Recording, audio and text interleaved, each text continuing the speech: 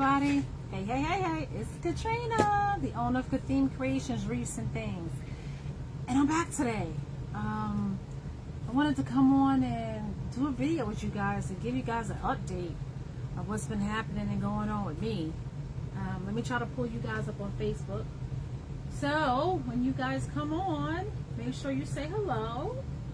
Let me know who you are. Let me know where you're checking in from. Let me know what you've been up to. You doing your crafts? I know it's a couple of days from Thanksgiving. Are you getting ready for that? I love Thanksgiving. Thanksgiving is my favorite holiday. So I love it. I'm not going away anywhere. I'm gonna be home because I just had a whole bunch of stuff to do. So I have you guys pulled up. So make sure you guys say hi when you come on. Let me know that you're watching me. And I wanted to talk to you guys. Well, let you guys see what I was doing first of all. I realized I was sitting here making bows, and guess what? I wasn't showing you guys I was making bows. I tell you, I have to stop doing that. So I've already made this big guy right here, and what's happening is a co-worker of mine, friend of mine that I work with, him and his wife already had these evergreen, small ones that they put on the little windows in front of their home, and then the big one they put in the middle window of their home, in the front of their home. So he had asked me to make some bowls for him, for the family, for the wreaths. So I've already made this big one. Like I said, I find myself coming down in my craft room and just making stuff without cutting on the camera and talking to you guys and showing you guys what I'm doing. So I've already made this, and then I made the smaller one here, and they have 10 of these, and this is a 14-inch evergreen, a pine wreath, and he needs 10 bowls to go with that. So I've already showed him. I went to his house and picked up the wreaths. I've already showed them the 2 styles that I've done. They love it. They want it. So now, I don't know if you can tell, but I have 5 of them sitting here already done. And I figured I'd come on live with you guys and show you guys how I made this simple bow. It's a very, very simple bow. I have to go get some more ribbon. Excuse my workspace. I am still unpacking from the wedding I did on Saturday. And if you guys don't know what I'm talking about, please go to my Facebook. Is this Debbie? Hey, Debbie. First timer. Hey. How are you? Let me know where you're from, Debbie. So I had a wedding Saturday. I decorated a wedding at the DoubleTree Hotel in Roswell, Georgia. And let me turn the volume down on this. I can hear myself.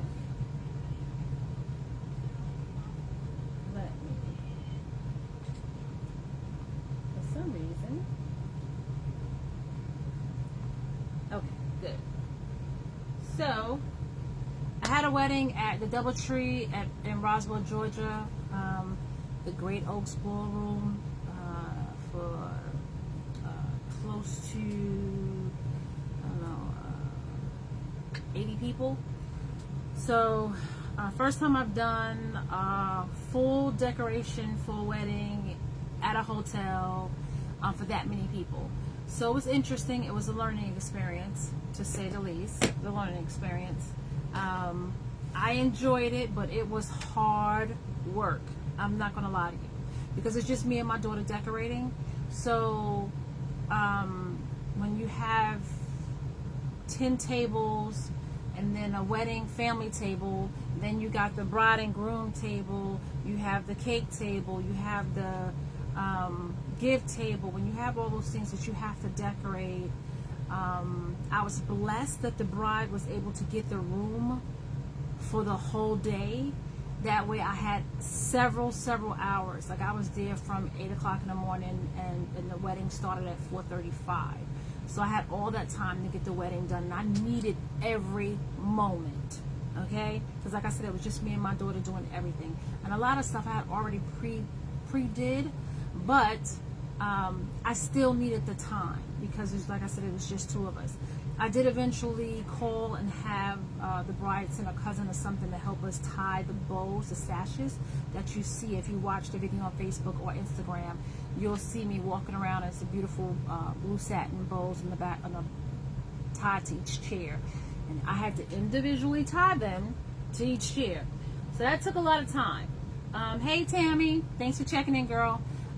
So it took some time. So if you haven't seen it, make sure after this live, you guys go and check out that video, and make sure you comment. Make sure you share. I definitely appreciate that if you do that. Whenever you comment, whenever I get the notification, I always comment back, especially if you ask me a question. So I figured while I'm here making these bows for my coworker, that I will just come on and talk to you about my experience doing the wedding at the hotel. So we're going to do that. But this is what I'm showing you. Just a simple bow. This is a simple bow. A 4-loop bow. This one is about 5 inches. And this one is about 4 inches, 4.5 or 4 inches. Okay, and this is like a 3.5-inch loop in the middle, but I will show you how I did it. So that's all I did. I cut it on a slant at the bottom. That's all I did with these. And these are going to go on the 14-inch pine wreath frames that my coworker have, and he has 10 of them. So I've already made 5 of them, so I got to make another 5. So I figured I'd come on, like I said earlier, and show you guys how I make these simple bows, because these are something that you can definitely make. What I'm using today is the Easy Bow Maker. I love this thing. I love the Easy Bow Maker. And the reason why I love it is because it holds the ribbon for you instead of you holding it in your hand. I know a lot of designers suffer with carpal tunnel, problems with their wrists or their hands, or they have arthritis or whatever the case may be. And it's very hard for them to hold the ribbon in their hands. So this is something that makes it so much easier to do. And I'm going to show you guys. How I start before I make my bows, of course, I size my loops on my frame. I'll take my frame down. I do a loop to make sure that loop fits this frame, because I don't want to have a loop all the way out here, right, on such a small wreath frame, right? So you want to make sure you size your loops, right, to fit your frame. Whatever wreath frame you're using, you want to make sure that your bow is proportionate to the frame. So you make sure you take it, you make a loop, you put it up there, you see it too big, then you make it smaller. If it's too small, then you make it larger. The 5-inch one is pretty good for this size. That's what I started with. So that's how I even came up with the size to the bow. I wanted to explain that to you. Make sure you size it with your wreath, okay? Until you get to the point where you can just look at something, you automatically know what size loops you can make it, especially when you're just starting out. You always put the loop, make a loop, and you see if it's proportionate to your wreath frame, okay? All right, I picked out the ribbon, thought about the bow. So my tails, I didn't want my tails to hang. He wanted something really simple. He didn't want all the curls and bells and whistles, because he just wanted something, just a little something on each window, and this is going to be on each one of his windows. So he didn't want all of that other stuff because it'd make it way too busy. So this was simple enough. So being at the tails, I've measured the tails. The tails I'm going to make is going to be 8 inches long. Okay? So I have a work mat that I have here. Self-healing mat here that I work on. I love this thing. If you're going to craft, this is the best thing since sliced bread in the crafters world, right? This with a rotary cutter and a glue gun. But, okay. So it's 8 inches for the tail. So I go to my 8 inches. Now I put my roll of ribbon at the end, so it holds my ribbon. I don't have to worry about my ribbon going anywhere, rolling off the table, anything like that. I go to my 8-inch mark and I give my ribbon a pinch. Okay? So my ribbon has a pinch. And when I pinch it, I'm going to hold it with this hand so you can see what I'm doing. When I pinch it, I take it and I twist it and I bring the bad side, which this is the bad side, because see, this is the good side, the lower side. Pinch it, I'm going to bring up the bad side. So the bad side is going to be facing me. And I stick it down into my Easy Bow Maker. See how that is? This is the bad side. This is the good side, because this is my tail. And it looks backwards to you, I know. I don't have my camera facing down. I just didn't feel like hooking all of that up. I just wanted to see you guys, make sure you guys see me, rather, today. Because normally I have the camera that faces down and you don't get a chance to see me. But I wanted to talk to you guys today. So once the ribbon is like this, then on the Easy Bow Maker, you'll see measurements. Like I said, that may look backwards to you, but no, it's measurements. So I'm going to the 5-inch and I'm going to make my loop and I'm going to bring it the middle right back down into here. Okay, right in between these two right here. Okay? So I'm going to go to my 5-inch mark, and I'm going to bring my ribbon right in between these two sticks right here. Okay? I'm going to make sure my ribbon is at that 5-inch mark. And it's there, it's at that 5-inch mark. And then I scrunch it down. See how I scrunch it down? And then I'm going to twist it so that bad side can show. See how I twist it? And now the bad side is showing. Right? So we got the bow. That's the first loop right there. That's the first loop. You bring the loop over, you twist it, so you could bring this, and you stick it down in here, and you bring the bad side up so you can see the bad side. So now we did 5 inches on this side. We're going to do the same to this side, right? We're going to do the same to this side. We're going to go to the 5-inch mark, and we're going to fold it over, and we're going to make another loop. So we go to the 5-inch mark here. I go my 5-inch mark. I bring my loop to that 5-inch mark, and I scrunch it down. So this is what you have right now. I'll show you this way. So you got a loop here, 5-inch loop here, and you got a 5-inch loop here. Okay? So now we want to do the smaller loop. Right? So we're going down. This is the 5-inch. We can go down to 4.5 inches or 4 inches, whatever feels good to you. So this is not rocket science. I say it every time I do a class when I'm teaching people. When you're doing crafting, this is nothing has to be exact. Okay, so if you want to make it 5, you want to make your first bow 6 inches, 5.5, whatever you like, is however you feel it needs to be on your creation. Okay, so just know that. If I'm saying 4.5 and you want to go 4, then you go 4. Okay, but I'm just telling you what I'm doing. So we're gonna once we bring it like this, then what we have to do again is we have to bring that bad side back up so I can make a loop, right? So what we do is we twist it like we did the last one. Bring out some ribbon, and we give it a twist. When you give it a twist, you got that bad side showing again. Right? You got the bad side showing again. So now we're going to measure it. Now I already know what I do is I don't even look at the numbers. I'm going to show you what I do.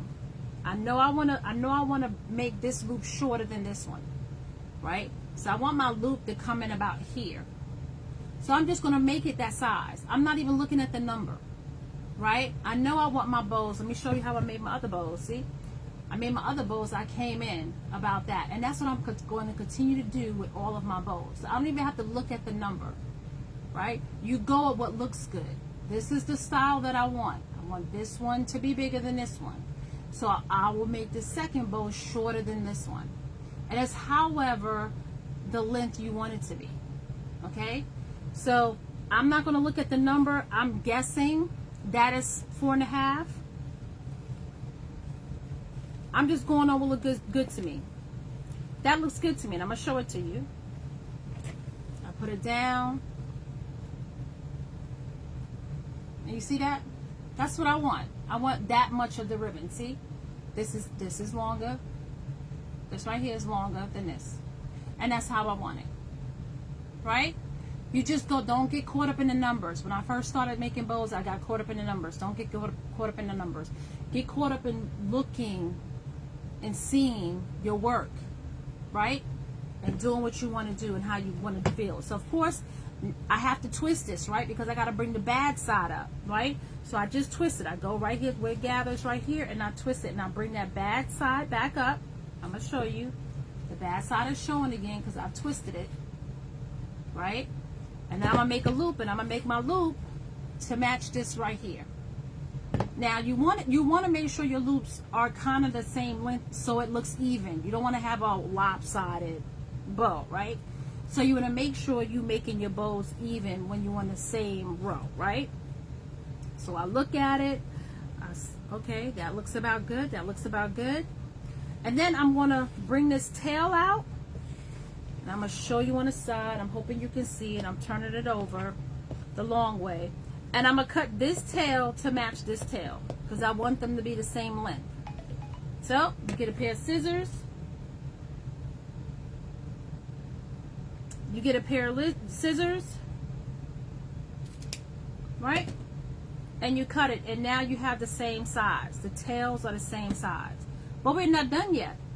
because we got to do this little button loop right here. Okay, excuse me, let me just get this real quick. This is actually my coworker that's asking me about the bows right now. So we got to do the little loop. All right, now you can go ahead without cutting this, right, and continue your ribbon and make the loop. I don't really like doing that all the time. I do it when I'm doing my bows on my wreaths that's full of ribbon and decor and picks and all that stuff, because when you pull it apart, your bottom tails don't be the same. I'm gonna show you what I'm talking about. I know it sounds a little weird. When I make if I didn't cut it, I would have made another loop and both of my tails would have ended up on this side. Both of my tails would have ended up over there. Because what I did was I would have twisted this, made another loop, so I would have had a tail here and a tail here on that side.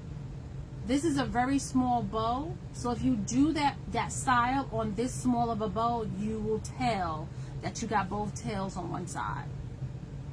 So when I make small bows like this, I actually cut the ribbon. So I will have a tail on this side and I will have a tail on this side so it can look even. So I'm going to show you how I make my button. I just take the ribbon and I make it like a little circle. And I fold it over. See how I fold that over? And it's overlapping each other. See how that's overlapping each other? And then I pinch. And that's about as big as I want my button in between. Like I said, you gauge it how you need to gauge it. And this is about maybe 4 inches of material that I have folded over. But you gauge it how you want to. Don't get caught in the numbers. I'm just throwing them out there at you so you can have sort of a number to play around with. But look at it and see, put it right here in the middle of your bow. That looks good. So that's what I need pinched. Make sure, let me show you this on the inside. You have that overlap of ribbon. See how that ribbon, because when you tie it with your zip tie, you want to make sure you got ribbon on both sides of the zip tie, right? So you don't, your little button hook doesn't fall off. So then you take your scissors and you cut.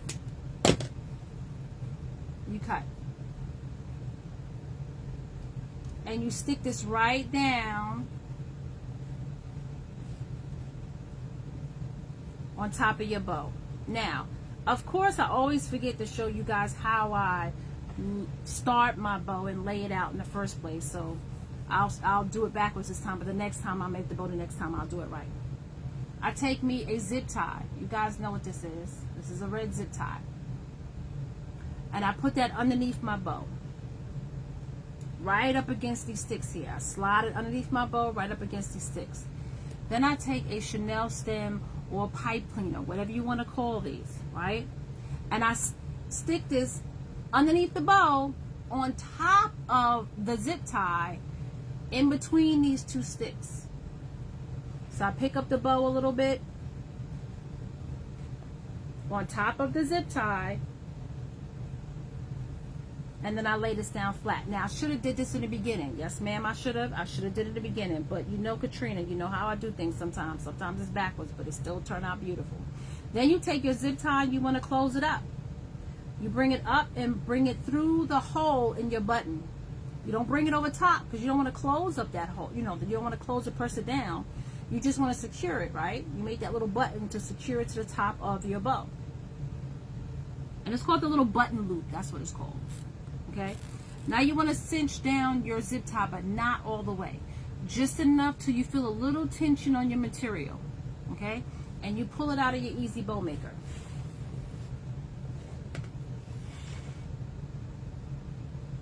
You pull it out of your easy bow maker.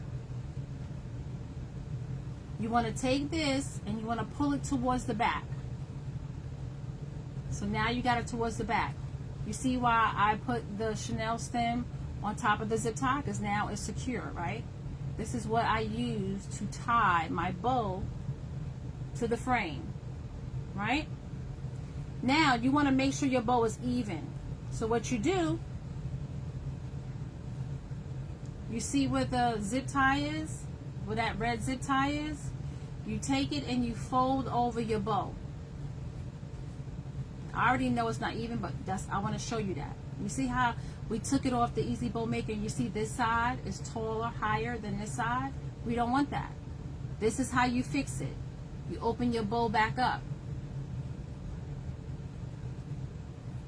You see what this zip tie is? You hold on to your ribbon on this side, because this is the short side, and you pull this over. That's why I tell you don't zip it down so tight. You just zip it down until you get enough tension on it. I want to show you guys this little trick. So now you got this in the middle. So now you hold your ribbon again and you bring it up. And it should fold, and when it folds, you can see where it is. So you fold, and now your ribbon is even. See how that is? It's even on the side. See that? And it don't have to be exact. It don't have to be perfect. Remember, this is art. It's not rocket science. So if you're a little off here or there, you're not going to be able to tell. It's not going to be a big difference. It's still going to be beautiful. But you see this. It's on. So now that you see that it's even, now you turn your bow over upside down. You give it a little press. You make sure your tails of your ribbon is where you want it. And you pull your zip tie down. You cinch it really, really tight. Cinch it really, really tight. Now, you're supposed to be using your wire cutters. Trust me, I'm tired. They're over there. I don't feel like getting them. My scissors is right here. I'm going to use my scissors today. But use your wire cutters, because these, if you keep cutting this with your scissors, it's going to dull your scissors. And yes, I throw everything on the floor because I clean my floor every night after I craft in my craft room. So now you have a flat bow, but you have a beautiful one. So now we're going to fluff it up. And then we're going to cut off all these little extra ends. Okay, remember you had that little extra material. You wanted to make sure you had enough for the grip on too. So you make sure you're careful. You move all your excess material out the way. You cut it off. You can go inside, like inside your bow. And that extra material in there, you can cut that off too. But just be careful you're not cutting the material that you need, right? You don't cut your button loop. I have done that, so know what happens. You just got to be careful. That's all. Just be careful. It has happened. I have done it. So I'm not going to sit here and tell you guys I haven't. I have made that mistake. Yes, I have. And then you just fluff. You just fluff. That's all it is. You just take your bow. You put your bows where you want it. You run your hands in and out of it. You go through that button loop. You open up that ribbon. This is velour ribbon. So it's a little stiff, which is good for outside, right? Because the hole is shaped pretty good against the elements. Of course, anything that gets wet, you know, it's gonna mess it up a little bit, but it'll last. You know, the sun is going to dye it, of course. You know, the sun taints everything. Then you take the bottom, and what I do with the bottom is I just cut the bottom on a slant. So I just take my scissors and I just cut on the slant. Whichever way you want. You can have your slant coming up this way, or you can have your slant coming this way. Coming down. So you have it, you can have the slant coming across this way, or you can have the slant coming up that way. Whichever way you want to do it. Okay? Whichever way you want to do it. I have mine coming down, and I'm going to show you this right now. I just want to make sure I'm doing them all the same.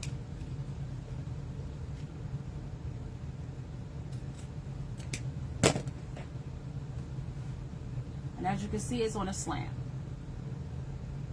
And there's your bow. This is your simple bow. That's it. That's your simple bow. This is your simple bow. So let's make another one. Get your material. I don't know if I'm going to have enough on this roll.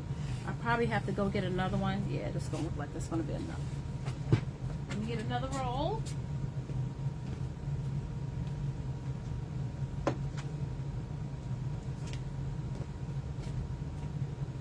Get another roll. I just picked up two, because I had them, and I'm going to move this to the side because I know that's not enough for my bow. If I was making a 2-loop bow or 1 loop on either side with tails, that would be enough.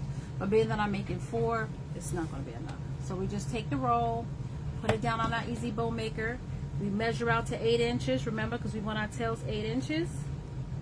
And we give it a twist because we want that bad side up. And we want to slide it right in between these two. Gotta tell you, step 1 and step 2, right? Take your zip tie, lay it down on your easy bow maker, take your chenille stem, and lay that down on top of the zip tie. Then you find your 8-inch mark, you twist your ribbon, and you slide it down into your easy bow maker. You got the bad side facing you. You go to that 5-inch mark on your easy bow maker. You make your loop. 5 inches is here. You give it a squinch and then a twist, because you want that bad side once again facing you. You give it a twist. You try to get it down real nice and flat. You go to the 5-inch mark. You overhead the 5-inch mark. So you got 5 inches on this side, 5 inches on this side. Now you want to do the shorter loop, right? So you give it a twist to get the bad side up again. You line it up with that first loop, and then you bring it in as short as you want it. Remember, it's up to you. Now when I measure this, when I look on my board, it's about at 4 inches, right? But you can do 4.5. You can go down less than 4 inches if you want to. But remember, you don't want to go too small because you want it to look right. Okay, the size proportion. You want to make sure you have the size proportion. It doesn't have to be exact, right? And then I want to twist it again so I can have that bad side facing me, so I can do another loop on the other side.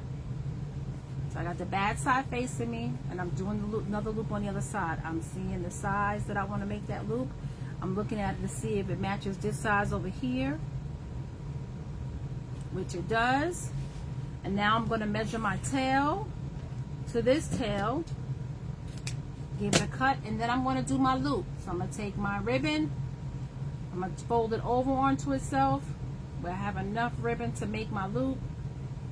I'm going to give it a little pinch. That's about the button size I want. It's maybe 1.5 inches wide. I always cut off a little extra.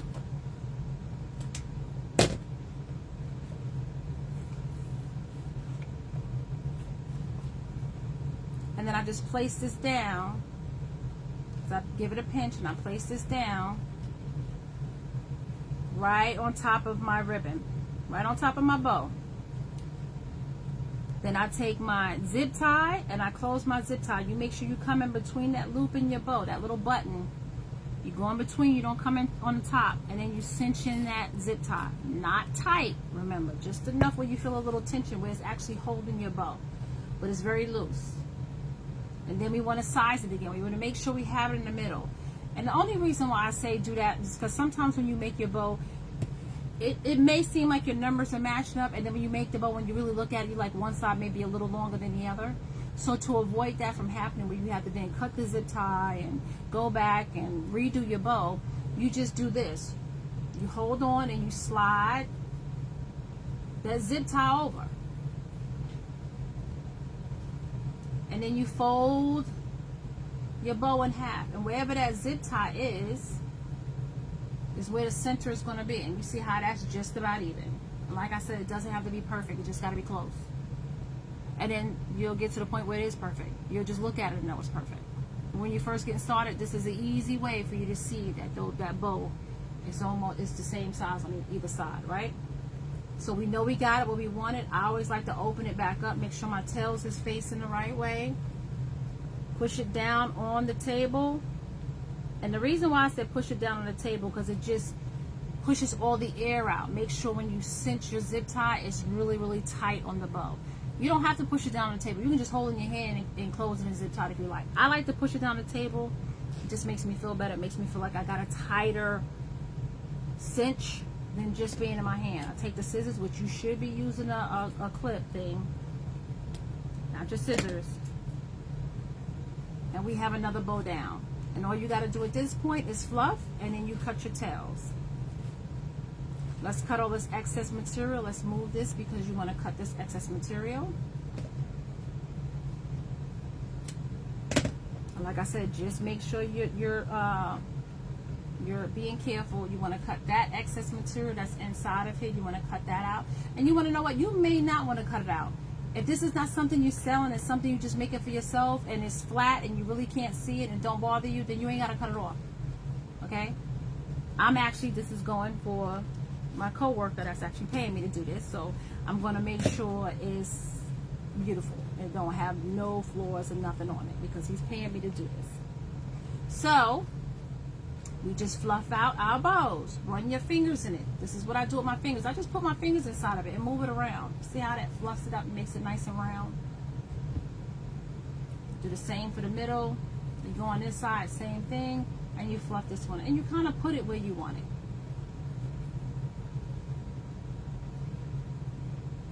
You take and run your hands underneath the ribbon here at the bottom, and then we're going to cut it in a slant, right? Because that's what we did with the other ones. So I look to make sure I got my direction of my slant, which is going from the inside out. And this is coming from the bottom outside to the inside up. So from the outside, we're going from the bottom up on this end.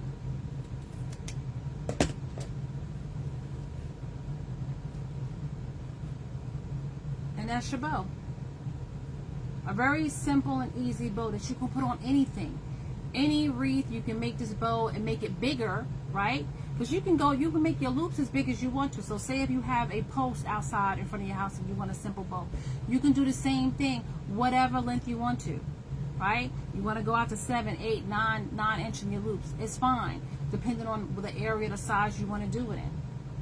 You can do it. Very, very simple bow, right? I gotta make 10 of these. I think I gotta do some more, obviously. And I just have these moving them down to make room. So once again, I find my 8-inch mark. I give it a pinch and then a twist. I put it down into my easy bow maker. I see this bad side is facing up. I want 5-inch loops. I go to my 5-inch mark on my board. I give it another twist because I stick it down in here and then I give it a twist. I want that bad side showing. Oh, once again, I forgot to put my zip tie and my Chanel stem down. So let's do that. Let's lift this up a little bit. I got my zip tie. I'm going to stick my Chanel stem underneath here. Lay it flat. Put this back down. Check for my 5-inch on my loop. I'm there. I give it a twist to bring up that bad side. I want to make this loop shorter, so I'm going to come down maybe about 1 inch. You come down as far as you want to. Give it another twist.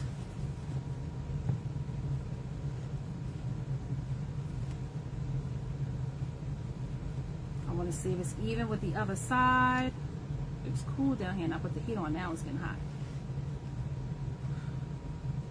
See if it's even with the other side. That looks about even. I'll make sure my tails are even. And then I'm going to cut these tails even. And I'm going to make my loop. And this is not how you there's other ways to make your little button loop. And I'll show you that in another bow. I just said for this small bow, I think actually cutting your tails off and making sure they are on either side of your bow when you make it, when you close up your zip tie. Just make sure you're going to continue to have that look, because if you don't, eventually it'll go like this. But if you have it on the other side, it'll always stay separate. So I did my little button loop, cut off my excess. I give it a little pinch. I stick it right in between where my center is, and then I take my zip tie and I put it through the loop and close it up. Give it a cinch till I feel a little tension, and then I pull it out. And then we want to make sure, and then this is the indent where the poles were. So you want to move this over. So you want to hold your material, right? Hold the material and pull it over, right? And then you want to size it. You just want to lift it up and see that size. See where you are. Look at the fold with the zip ties, and it's right in the middle. I place it down. I give it a good push. Make sure my tails is facing the way I want to. And then when I push down, I'm pulling at the same time to make sure that zip tie's got a good hold. Cut the excess of that off. And then I start fluffing again. I want to cut off my excess. So tell me, you guys, what are you guys doing for the holidays? Let me know. Hey, is that Shells? Shells Decor, how are you, girl? Hello, hello. Thanks for joining me. So what y'all doing for the holidays? I'm just right now, like I told you guys, I'm cutting off the excess that I have in here, right? I'm making sure that I'm not cutting anything else. You got to be careful. You don't want to cut your bow in any way. So I'm just being careful to make sure I'm not cutting the bow in any way. Like I said, I have done that. Okay, you make mistakes when you do your crafting. You're not perfect. You're not a machine billowing out bows. There's going to be imperfection. And I think that's what makes crafting so good. It's because it's imperfection. You know, you make it as good as you can. It's by hand. Okay, so I like that. I like that every bow is not exactly the same. It's close, but it's not exactly the same. So all I'm doing right now is fluffing. So you guys let me know in the comments what you're doing for the holidays. I'm just going to be here at the house. My husband just told me, was it early this morning, that my sister-in-law and her husband and family is going to come over for Thanksgiving. I wasn't planning on that. So now I got to go clean my house. So, and if you guys are from the old school like me, you won't have nobody come to your house until after you clean your house. And it don't mean that your house is dirty, meaning you feel like you need to clean your house because you got company coming over. So my house is in a mess right now because I just did a wedding on Saturday. So I have wedding stuff still, some decor stuff still all over the place. My dining room hasn't been cleaned and scrubbed down, so I got to do all of that. So it does need to be cleaned. So we just did this bow here. See, these bows don't take too long to do at all. And once you get into them, it's nothing. He wanted these 10 little bows. He wants some other bows too, but I want to make sure I have enough material because that's the last one I have. And I don't know if I'm gonna be able to find any. But I have to let him know. I'll go out tomorrow and see if I can find some because I may not be able to find it. If I can, then I'll make some more for him. But this is the other bow, and you fluff it. You fluff and more fluff and all this stuff. But you know, his wife is probably going to do some more fluffing once she puts it on her reframe. So that's it there. So we're gonna go on and make the next one. I'll tell you guys about my experience doing the wedding this Saturday. It was the first time of me dealing with a hotel. Like, this is my first time doing a wedding at a hotel. I've done several weddings at my clubhouse in my subdivision. I've done a wedding outside. So it's not my first time doing a wedding, but it's my first time doing a wedding in a venue, in a hotel. And they have staff members, and this was at the DoubleTree at Roswell. And they have staff members that are used to setting up whatever events in their rooms the way they want to set it up, right? I did meet with I met over the phone, a nice young lady that works there. I'm not going to say her name, but she was very, very nice. Well, I met several ladies, but the first lady I met, very, very nice. She made sure I can get into the room before the event because the room got changed at the last minute, so I can at least take a look at it. And she needed, she wanted to know how I wanted the tables laid out. So I left her a little, diagram of how I wanted it. When I came on Saturday, the table setting was totally wrong, and it was to no fault of hers.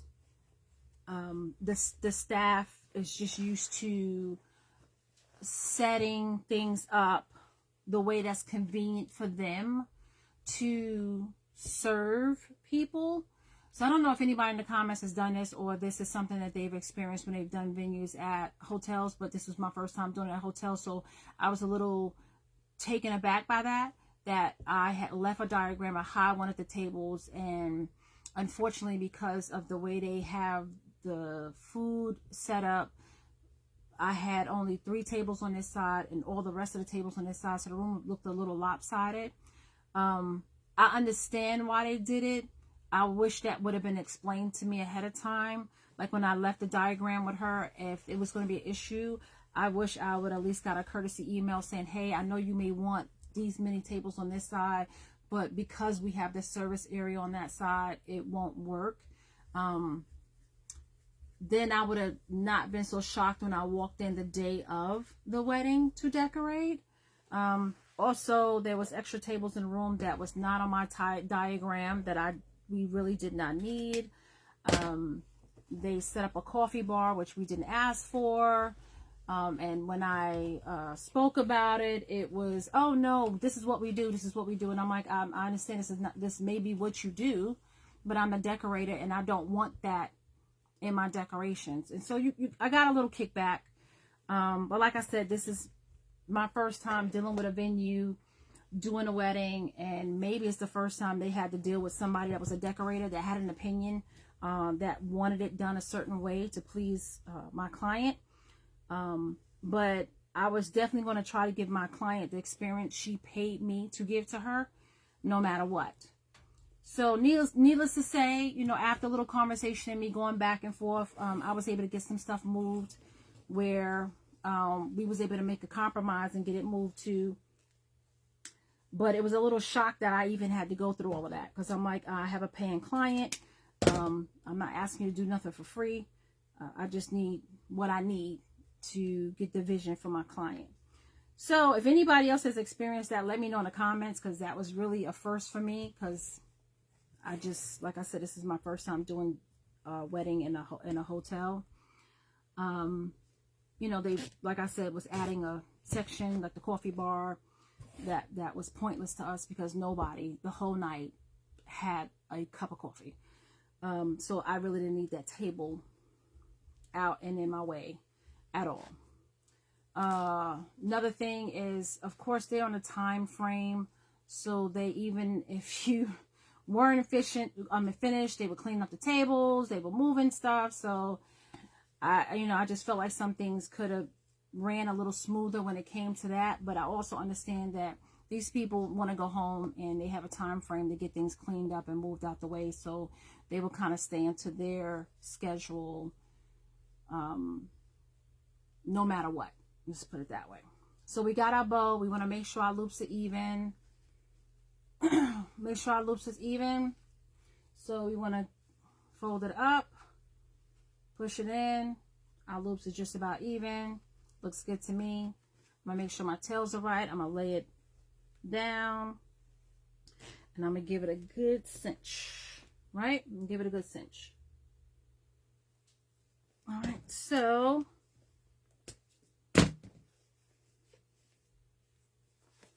and now we just want to fluff. Just want to fluff. So other than that, I mean, the experience was really good. I met the event manager there, and she was really happy to meet me. She was the other young lady I met the day of the event. Very, very nice. Like I said, they were nice people. It's just, I think they were used to somebody coming in, paying for a room and letting them do whatever they want, and that's it. And I'm not that type of designer. If my client says that they don't want, to see a bar as soon as they walk into their room to get married, then I'm not going to allow you to have a bar right at the door. And that's another one of the issues that we had, was that a huge, big old bar. As soon as you walked in the door, the first thing you seen was this big old bar. And I'm like, I'm sorry, my bride, the wedding arch is right there. I don't want her to have to, like, stare at this big black bar as she's walking in the door. That's not what I want her to see first. I want her to see her beautiful arch and her husband and her family standing there waiting for her. So I got a little kickback for that, but that if anybody know me, they know that bar is moved. So that was moved. And like I said, we came to a compromise with a couple other things that was going on in the room that wasn't asked for, but was said that this is what they're used to doing and it needs to be there. So like I said, there was some compromises going on. Like I said, it's my first time doing a wedding at a venue. So I did learn to be prepared for the unexpected when I'm working with venues. Be prepared to